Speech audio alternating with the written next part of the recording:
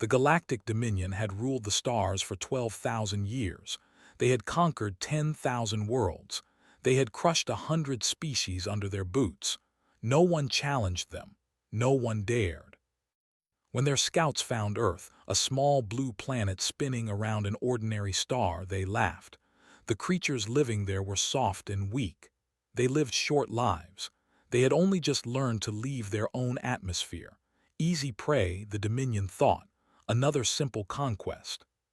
They were wrong. The first invasion fleet arrived with 500 warships. Earth destroyed them in 3 days. The humans used weapons the Dominion had never seen. They fought with a fury that made no sense. They did not surrender. They did not run. They stood and died and killed until nothing remained but burning wreckage falling from the sky. The second invasion was larger, 2,000 ships, better weapons, smarter tactics. It lasted 1 week. The humans won again. The third invasion nearly broke Earth. Cities burned. Millions died.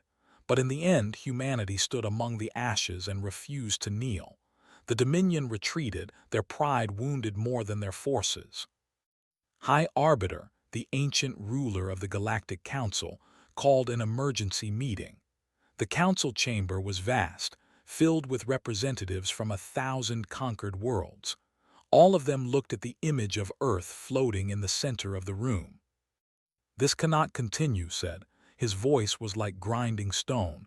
He was old even by galactic standards. His scales had faded to gray. His eyes had seen empires rise and fall. 3 invasions, 3 failures. The lesser species are watching. They are beginning to hope. Hope was dangerous. Hope led to rebellion. An advisor stepped forward. "We could destroy the planet entirely, glass the surface, leave nothing alive." Shook his head slowly. "We could, but that would prove we fear them. That would prove these humans are worth fearing." He paused, thinking.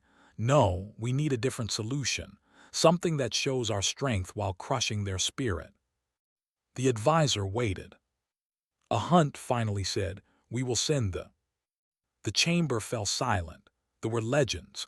12 warriors, each one capable of conquering worlds alone. They had never failed. They had never lost. The mere mention of their names made civilizations surrender without fighting. "The humans will choose one champion," continued. "One fighter to face all 12. When their champion falls, they will surrender. Their hope will die, and the galaxy will remember why they should fear us." The council agreed. The challenge was sent. On Earth, the message arrived like a bomb. 1 champion, 12 legendary killers. If humanity won, they would gain sovereignty and a seat on the Galactic Council. If they lost, total surrender. The odds were not good. Earth's United Defense Council gathered in Seoul. The meeting room was filled with generals and politicians from every nation. They argued for 3 days straight. Everyone had an opinion. Everyone had a candidate. General from America wanted to send their best soldier, a man with 12 confirmed kills against alien forces. Director from China suggested their top special forces commander. The European Union pushed for a German sniper who had single-handedly defended a power station against 100 alien troops. All good choices, all wrong choices. On the 4th day, a quiet man stood up. His name was. He was the director of Korean Special Operations, a division so secret that most governments pretended it did not exist. He rarely spoke in meetings. When he did, people listened.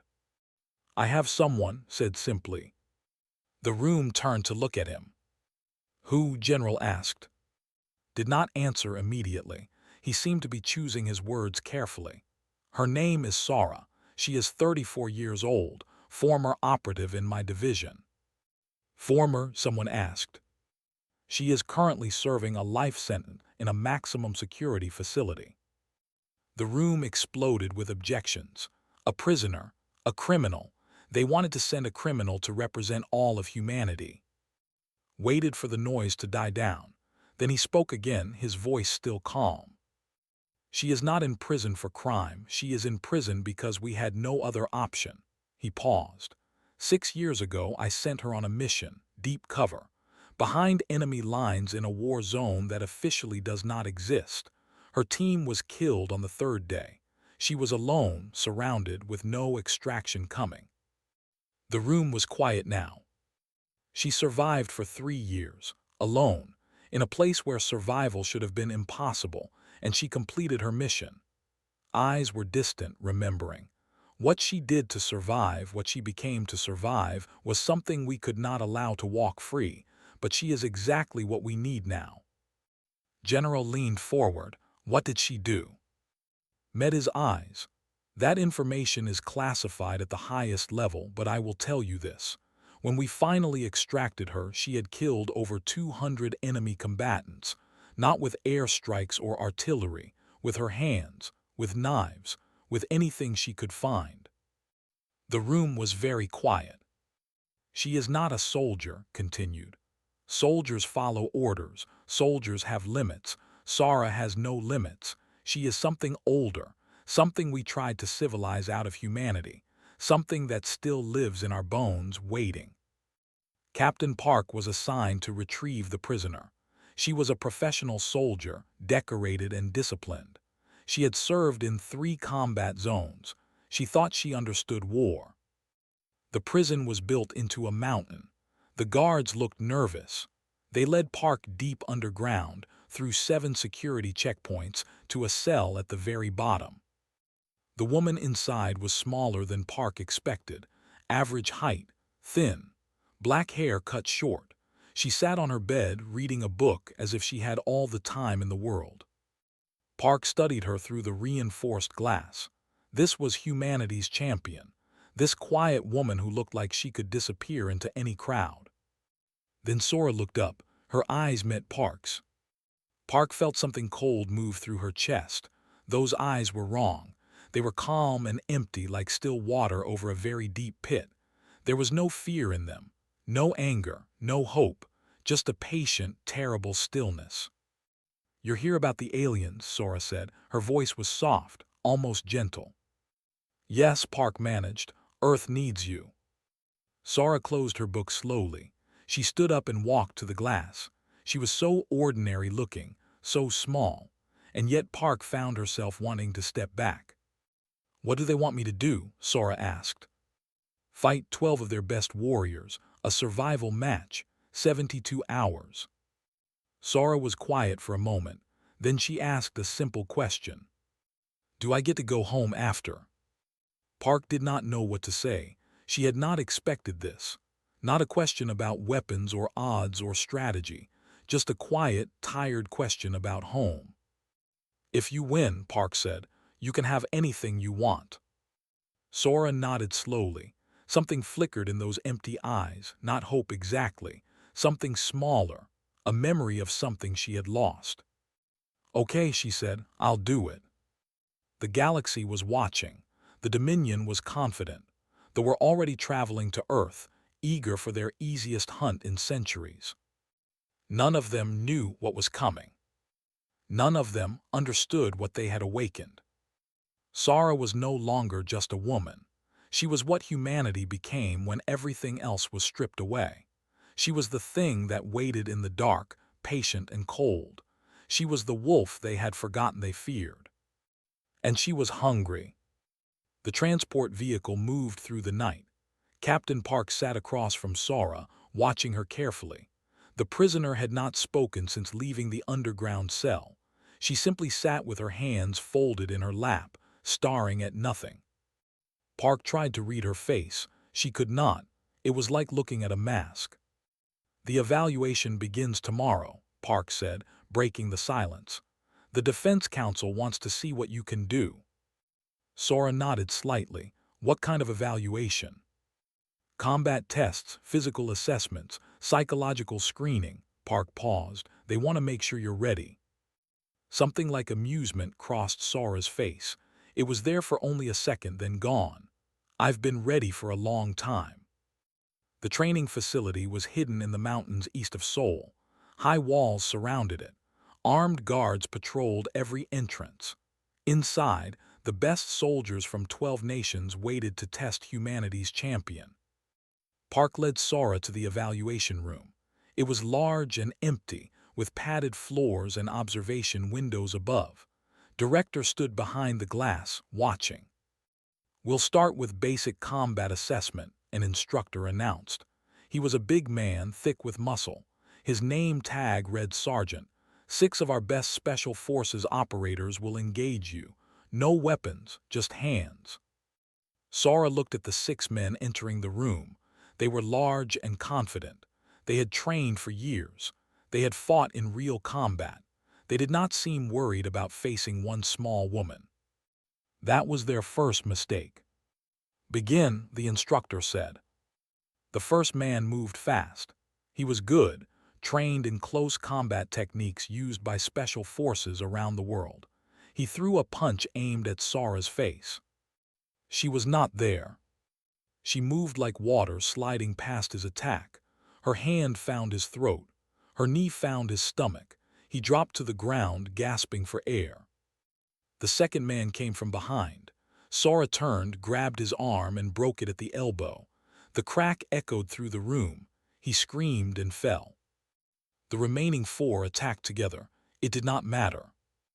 90 seconds later, all 6 men were on the ground. 2 were unconscious. One had a broken arm. Another had a dislocated shoulder. The last 2 were simply unable to move, their bodies locked in pain from strikes to nerve clusters they did not even know existed. Sora stood in the center of the room. She was not breathing hard. She was not sweating. She looked almost bored. Behind the glass, Park turned to Director. "What is she?" His face was unreadable. "She is what we made her, what the world made her." The psychological evaluation did not go well for the evaluators. Dr. Shin was a military psychiatrist with 20 years of experience. He had interviewed captured enemy soldiers, war criminals, and men who had done terrible things. He thought he was prepared. He sat across from Sora in a small room, a table between them, a camera recording everything. "I'm going to ask you some questions," he began. "Answer honestly." Sora looked at him with those empty eyes. "Okay. During your 3 years behind enemy lines, you killed over 200 people. How does that make you feel?" Sora considered the question. "They were trying to kill me, so I killed them first. I don't feel anything about it. Nothing, no guilt, no regret." "Should there be?" Sora tilted her head slightly. "They wanted me dead. I wanted to live. It was simple." Dr. Shin wrote something in his notebook. "Do you ever think about those people? See their faces?" "No," Sora's voice was flat. "I don't remember their faces. I only remember their weaknesses, where they were vulnerable, how they died." The doctor shifted in his seat. He was starting to feel uncomfortable, though he could not say why. "Let me ask you something different. What do you see when you look at me?" Sora studied him for a long moment. When she spoke, her voice was still soft, still gentle. "You are right-handed. You have an old injury in your left knee. You sit leaning forward, which means your balance is bad. There is a pen in your pocket, a coffee cup on the table, and a fire extinguisher by the door." She paused. "With the pen, I could kill you in 3 seconds. With the coffee cup, 5 seconds. With the fire extinguisher, 2 seconds, but it would be loud." Dr. Shin stopped writing. "You asked what I see," Sora continued. "I see a room, I see objects, I see vulnerabilities. I see ways to survive if something goes wrong. I do not turn it off. I cannot turn it off. It is simply how I see the world now." The doctor stood up slowly. His hands were shaking slightly. "I think that's enough for today." As he reached the door, Sora spoke again. "Do you have any other questions?" He did not answer. He left the room quickly. That night, Director met with Captain Park in his office. He poured 2 glasses of whiskey and pushed one across the desk. "You want to know about her," he said. It was not a question. Park nodded. "The file is almost completely redacted. I've never seen that before. What happened to her?" Took a long drink. 6 years ago, we had intelligence about a new alien weapon, something that could change the war. We needed someone inside their territory to find it and destroy it. And you sent her. I sent a team of 12, the best operators we had. Sora was their leader, stared at his glass. They were discovered on the third day. 11 of them died in the first hour. Sora was captured. Park waited. She escaped, alone, deep in enemy territory. No support, no extraction, no hope. His voice was heavy. She survived for 3 years. 3 years of hiding, fighting, killing. 3 years of becoming something else. What happened to the mission? She completed it. She found the weapon. She destroyed it. Finished his drink. When we finally got her out, she had changed. The woman who went in was a soldier. The woman who came out was something else entirely. Is that why she's in prison? Was quiet for a long moment. The last 6 months of her time behind enemy lines, she was not hiding anymore. She was hunting. She killed an enemy general in his own headquarters. She destroyed 3 supply depots. She assassinated 18 officers. That sounds like a hero. It does, agreed. Until you see how she did it, until you read the reports, until you understand that she enjoyed it. He shook his head. We did not imprison her as punishment. We imprisoned her because we were afraid of what she had become, and because she asked us to. Park set down her glass. She asked to be imprisoned. She knew what she was. She knew she could not live in normal society anymore. She asked us to put her somewhere she could not hurt anyone. Looked up at Park. That is the woman who will fight for humanity. A monster who knows she is a monster. A wolf who chose her own cage. The next morning, they arrived on Earth. Their ship descended from the clouds like a falling star. It was black and massive, covered in symbols of conquest. It landed in an empty field outside the city, and 12 figures emerged. The Sunderer led them.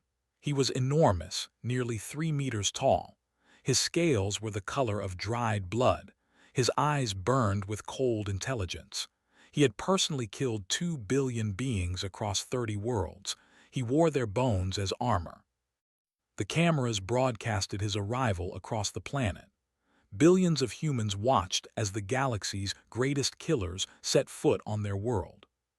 Smiled at the cameras. His teeth were like knives. People of Earth, he said, his voice rumbling like thunder. We have hunted across 1,000 stars. We have never failed. We have never lost. He spread his massive arms. Send us your champion. We will show you what it means to face the chosen of the Dominion. In her quarters, Sora watched the broadcast on a small screen. She saw his arrogant smile. She heard his boasting words. She studied the 11 warriors standing behind him. Captain Park stood beside her. They looked confident. They should be, Sora said quietly. Each one of them has killed more than I have. They are faster, stronger, harder to hurt. She paused. But they have never fought something like me. What makes you different? Sora turned off the screen. Her reflection stared back at her, dark and empty. They fight to win, she said. I fight to survive. There is no limit to what I will do, no line I will not cross, no price I will not pay. She looked at Park. They are warriors. They have honor and rules and expectations. I have nothing. And nothing is the most dangerous weapon in the universe. Outside was still speaking to the cameras, still boasting, still confident. He had no idea. The hunt would begin in 48 hours. And for the first time in 12,000 years, the hunters would become the prey. The Australian outback stretched endlessly under the burning sun. Red earth, dry grass, empty sky. The Galactic Council had chosen this place for the hunt because nothing lived here except things that wanted to kill you. Perfect, they thought, perfect for proving human weakness. Sora stood at the drop point, a metal platform in the center of nowhere. She wore simple black clothing. She carried a small pack with basic supplies, a knife, some rope, a few tools, nothing more. The rules had been explained. 72 hours. If she survived, humanity won. If she died, humanity surrendered. The 12 could hunt together or separately. They could use any weapon they wanted. She could use only what she carried or found. Cameras floated everywhere, tiny drones capturing everything for the watching galaxy. 10,000 worlds were tuned in. The betting pools had closed hours ago. No one had bet on the human. Director spoke to her through a small earpiece. His voice was steady and calm. They are spreading out. They want to surround you before closing in. Is staying back, waiting for the others to do the work. Sora nodded slightly, expected who is closest. The Swift, a serpentine species known for their speed. He has never failed to catch his prey. He is moving toward you from the northeast. How fast? Fast enough that you cannot outrun him. Sora almost smiled. Good. She turned and began walking east toward a ridge of low hills. The sun beat down on her back. The air was thick with heat. After an hour, she found what she was looking for, a cluster of rocks, a small cave, a place where the shadows were deep. She started working. The Swift moved through the outback like a ghost. His body was long and flexible, covered in scales that changed color to match his surroundings. His eyes could see heat signatures from a kilometer away. His tongue could taste fear on the wind. He had hunted beings far more dangerous than humans. This would be easy, almost boring. The human's trail was clear. She was not even trying to hide. Her footprints led straight toward a rocky ridge. She was either stupid or desperate, probably both. He followed the trail for 2 hours, moving fast. The sun was beginning to set, painting the sky in shades of red and orange. The human had stopped somewhere in those rocks. He could smell her now. Fear and sweat and something else. Something that did not quite fit. He slowed down. Something was wrong. The trail led into a narrow gap between 2 large boulders, dark inside, many places to hide, an obvious trap. Paused, he was not stupid. He circled the rocks, looking for another way in. He found nothing. The human was definitely inside. He could hear her breathing, slow and steady. Perhaps she was waiting to ambush him. Perhaps she had set some primitive trap. It did not matter. He was faster than anything she could imagine. Whatever she had planned, he would simply avoid it.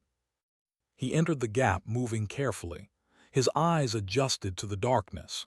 His body tensed, ready to strike in any direction. The human was not there. He saw her heat signature too late. She was not in front of him.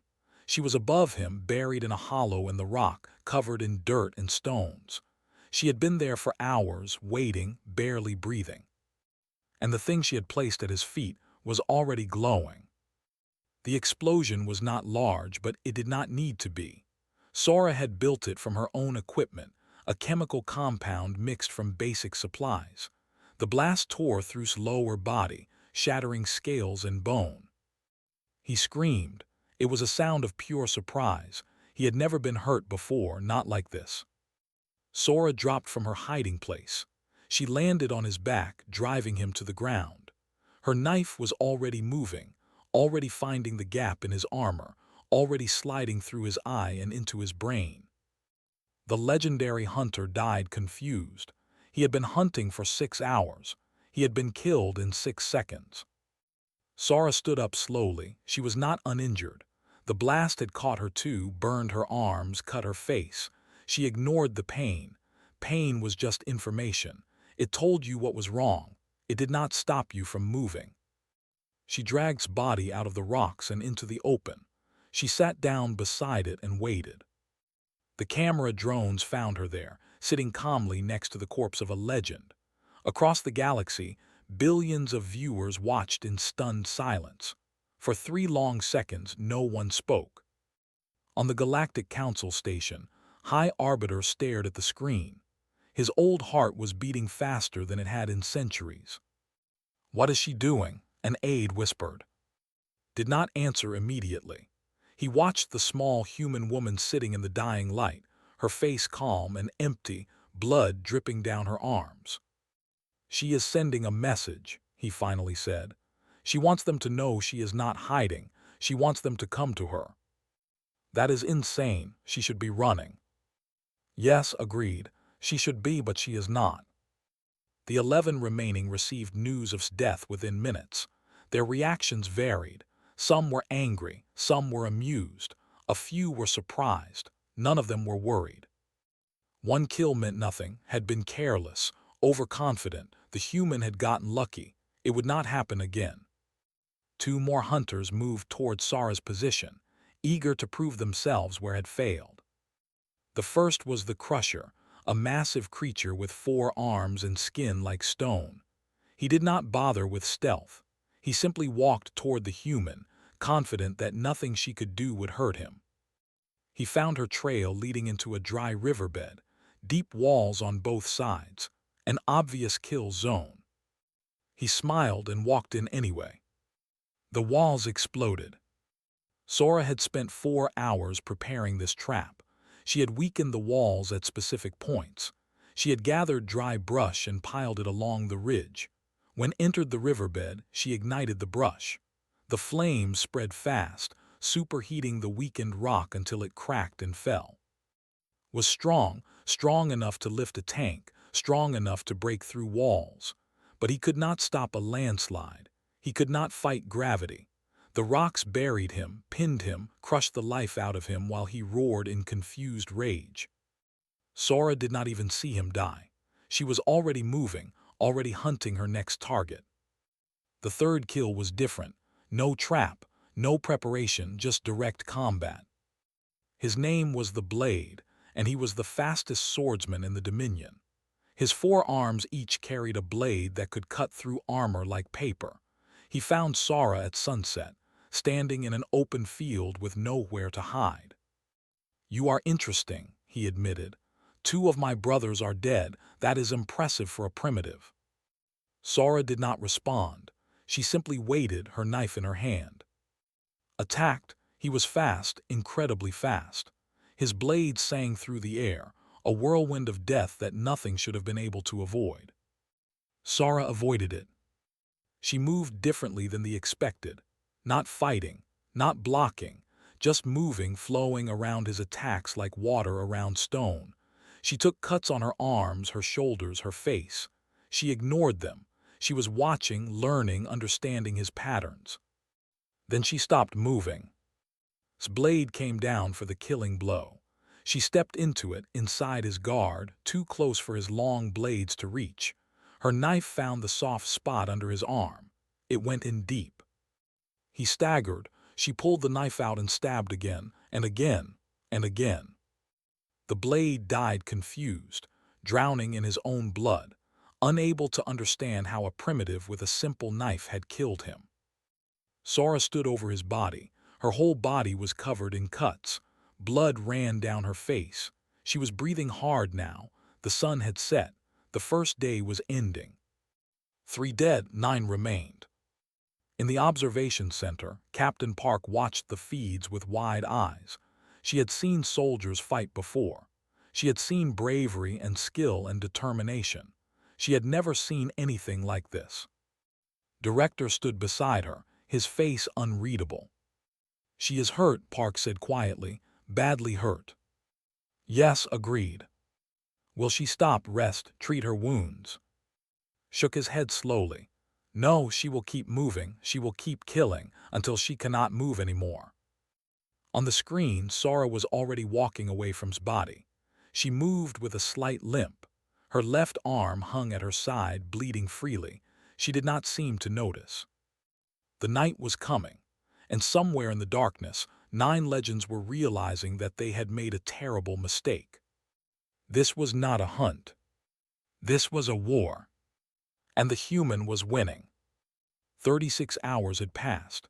The sun rose over the outback for the second time. The red earth was stained darker in places now, blood and ash and death. 5 of them were dead. The galaxy watched in shock. Betting pools reopened, then closed again. Governments on 1,000 worlds held emergency meetings. The impossible was happening. A single human woman was destroying legends. The 7 remaining gathered at dawn. They had never done this before, never worked together. Each of them was used to hunting alone, used to being the greatest predator in any territory. But the human had changed everything. The Sunderer looked at his warriors. They were bruised in spirit if not in body. The deaths of their brothers had shaken something deep inside them. They were beginning to feel something they had forgotten existed. Fear. No more hunting alone, ordered. His voice was harder than before. We move together, we trap her between us, we end this. The others nodded. Their pride was wounded, but they were not stupid. The human was dangerous in ways they had not expected. Alone, they could be picked off. Together, they would crush her. They spread out in a wide formation and began moving north, where their drones had last spotted her. Sora watched them come. She was hidden in a shallow hole she had dug in the night. Dirt covered her body. Only her eyes moved, tracking the 7 shapes moving across the plain. Her wounds had stopped bleeding, but they had not healed. Her left arm was nearly useless now. Her vision in her right eye was blurred from a cut that had come too close.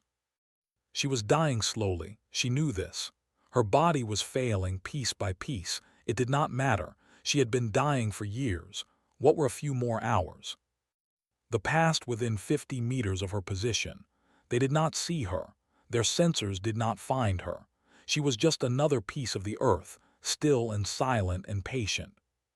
She waited until they were gone. Then she began following them.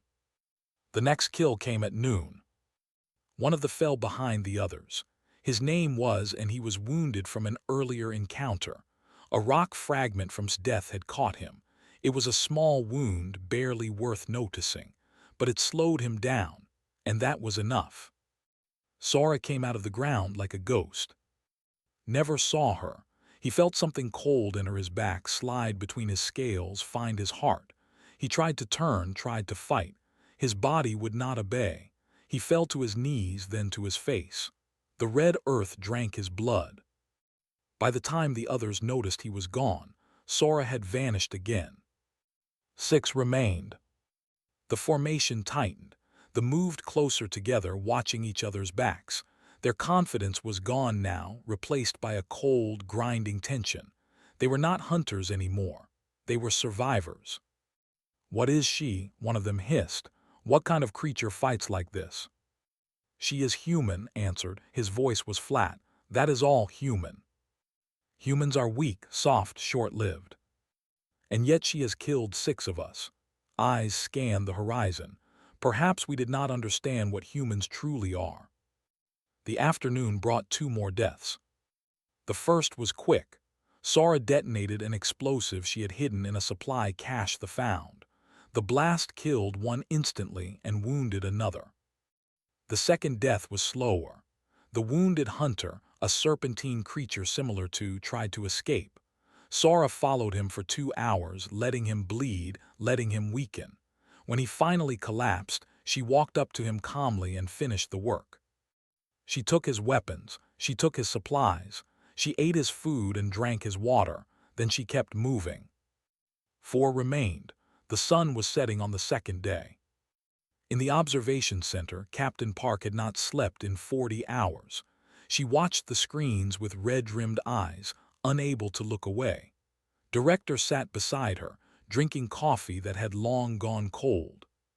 "She is amazing," Park whispered. "Terrifying and amazing." "She is dying," replied. His voice was quiet. "Look at her, really look." Park studied the image on the screen. Sora was moving through a dry riverbed heading north. Her movements were different now, slower, heavier. The wounds had taken their toll. Her left arm hung limp at her side. Blood stained her clothing in a dozen places. Her face was pale beneath the dirt and dried blood. "She will not last another day," Park said. "No," agreed, "she will not." "Then what is she doing? Why doesn't she hide, rest?" Was silent for a long moment. When he spoke, his voice was heavy with old memories. During her 3 years behind enemy lines, she made a friend, another survivor, a woman named Han. They kept each other alive for 2 years. He paused. Died protecting Sora from an enemy patrol. Her last words were a request. She asked Sora to go home. Park looked at him. Sora has been trying to go home ever since, not to a place, to a feeling, to who she was before all this. Shook his head. She knows she cannot survive this.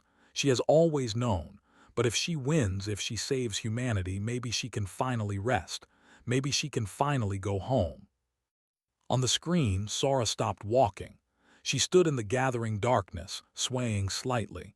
Then she straightened her back and continued forward. She was hunting the Sunderer. The final confrontation came at midnight. Stood alone in an open field. The other three were positioned around him, forming a trap. They had seen how the human operated. They knew she would come for their leader. They were ready. Sora walked into the trap deliberately. She did not try to hide. She did not try to ambush. She simply walked into the open and stopped. Looked at her. She was smaller than he had expected, fragile-looking, broken in a dozen places. And yet she had killed 8 of his warriors, 8 legends, 8 names that would never be spoken again. "You are brave," he admitted, "foolish but brave." Sora said nothing. She was conserving her strength. "You cannot win this," continued. "You are wounded, exhausted. I am fresh, strong, fast. Even if you kill me, the others will tear you apart." Sora looked at him with those empty eyes. "You still don't understand." "Understand what?" "You came here as hunters, but I am not prey." She raised her broken body to its full height. "I am what humans become when there is nothing left to lose. I am the thing you forgot existed. I am the wolf that walks like a man." Attacked. He was faster than anything Sora had faced. His claws could tear through metal. His scales could stop bullets. His experience was measured in centuries. It did not matter. Sora did not try to win the fight. She simply tried to survive it. She took wounds that should have killed her. She lost her right eye to a claw strike. She felt her ribs crack under a blow that sent her flying. She got back up and kept fighting. Began to tire. He was stronger, faster, better in every way, but Sora would not stop. Every time he knocked her down, she got back up. Every time he wounded her, she ignored it. She was not fighting to win. She was fighting to survive. And there was a difference. The fight lasted 20 minutes. It felt like hours. The 3 remaining watched in frozen silence, too afraid to interfere, too stunned to move. Finally made a mistake. He overextended, reaching for what should have been a killing blow. Sora slipped inside his guard, too close for his claws to reach. She could not use her left arm. She could barely see. Her body was failing, shutting down, dying. But her teeth still worked. She buried them in his throat and tore it out. The Sunderer, the greatest warrior in the Galactic Dominion, died with a look of pure surprise on his face. He had fought for 800 years. He had never imagined he would die like this. Sora stood over his body. She was barely standing. Blood poured from her wounds. Her one remaining eye stared at the 3 survivors. They ran. She followed. The night was not over yet. Hour 71. The sun was rising for the 3rd time. 1 hour remained. 3 still lived. All they had to do was survive for 60 minutes. They had stopped running. Their pride would not allow them to flee any longer. They had found a defensive position on a rocky hill. They had their backs to each other, their weapons ready, their eyes watching every shadow. They were no longer hunters. They were not even warriors anymore. They were prey, waiting for death to find them. And death was coming. Sora moved through the dawn light like something from a nightmare. She was barely recognizable as human anymore. Her body was broken in a dozen places. Her left arm hung useless. Her right eye was gone, the socket a dark hole. Blood covered her from head to toe, most of it her own now. She should have been dead. Any doctor would have said so. Her heart should have stopped hours ago. Her brain should have shut down from shock and blood loss. But she was still moving, still hunting, still alive in the way that mattered. One of the survivors saw her first. His name was, and he was the youngest of the. He had only been a legend for a century. He had thought himself invincible. He screamed when he saw her. Sora did not run toward them. She walked, slowly, deliberately, each step a victory over her dying body, each step a message to the watching galaxy. This is what humans are. This is what we become when you threaten our home. The three opened fire with their weapons, energy beams and projectiles and things that should have reduced a human to ash. Sora took cover behind a rock, waited for a pause, and kept moving. She was not trying to survive anymore. She was trying to finish. The first of the three died quickly. Sora came over the top of the hill from an angle they did not expect. Her knife found his throat before he could turn. He fell, choking on his own blood. The second tried to fight. He was big and strong and scared. He swung his weapon like a club, trying to crush her. Sora ducked under his attack and drove her knife into his eye. He screamed and fell backward, and she was on him before he hit the ground, stabbing over and over until he stopped moving. The third ran again. Sora followed. Her legs were giving out now. Each step sent waves of agony through her broken body. She could feel herself fatting, the darkness at the edges of her vision growing wider. But the target was close, so close. She found him hiding behind a boulder, his weapon raised, his hands shaking. He was crying, the greatest predator from a species of conquerors, and he was crying like a child. "Please," he begged, "please, I surrender. The hunt is over. You won. Just let me live." Sora stood over him. Her one eye stared down at him with something that might have been pity. "You came to our world," she said. Her voice was barely a whisper now. "You threatened our home. You wanted to make us slaves. I'm sorry, please. I accept your apology." She raised her knife. "But I don't accept your surrender." The knife fell. 12 had come to Earth, 12 legends, 12 names that had terrified the galaxy for. None of them left. The 72 hours ended with Sora standing alone in a field of corpses. The camera drones circled her, capturing every detail. 10,000 worlds watched in absolute silence. She was dying. Everyone could see it. Her body had nothing left to give. She stood only through some impossible act of will, swaying in the morning breeze. But she stood. High Arbiter himself came to formalize the result. His ship descended through the clouds, landing 100 meters from where Sora stood. He walked toward her with his guards, his ancient face impossible to read. He stopped 3 meters away. Protocol demanded that he congratulate her, that he acknowledge humanity's victory, that he grant Earth its sovereignty and a seat on the Galactic Council. Instead, he asked a question. "What are you?" Sora looked at him with her remaining eye. The wind moved her blood-soaked hair. She was barely breathing now. "I am what you get," she said quietly, "when you come for our home." Then her legs gave out and she collapsed. The medical teams reached her in seconds. They worked frantically, trying to save the woman who had saved humanity. For 3 days, she hung between life and death. Doctors from 12 nations worked around the clock. On the 4th day, she opened her eye. Captain Park was there when she woke. She had not left the hospital since Sora was brought in. "You're alive," Park said, her voice cracked. Sora looked around the White Room. Machines beeped. Monitors flashed. Tubes ran in and out of her body. "Did we win?" she asked. "Yes, you won. Humanity is free. We have sovereignty, a seat on the council, everything." Sora closed her eye. Something like peace crossed her ruined face. "Good," she whispered. "That's good." 3 months later, Sora was released from the hospital.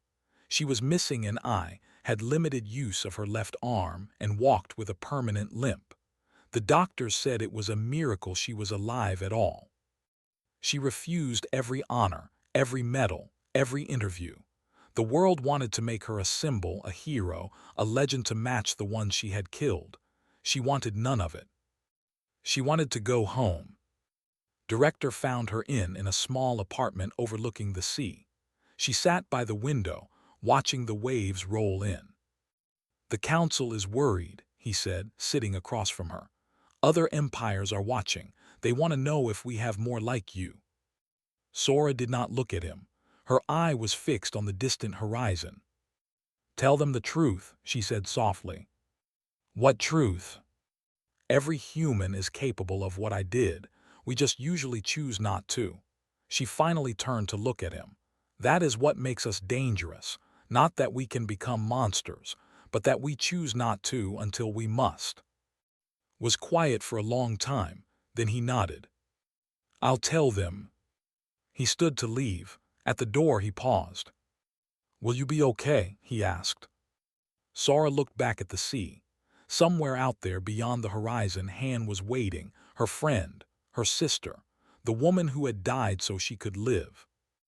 "I'm going home," Sora said. "Finally, I'm going home." Left her there, watching the waves. Across the galaxy, civilizations that had considered Earth a trivial target quietly updated their strategic assessments. Trade delegations replaced invasion fleets.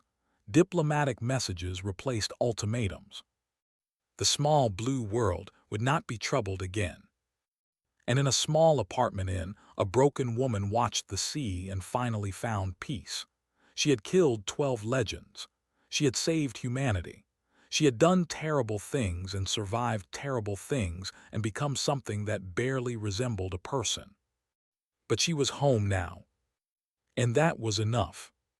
The galaxy had learned an important lesson. Humans were soft. Humans were kind. Humans built cities and wrote poetry and raised children with love.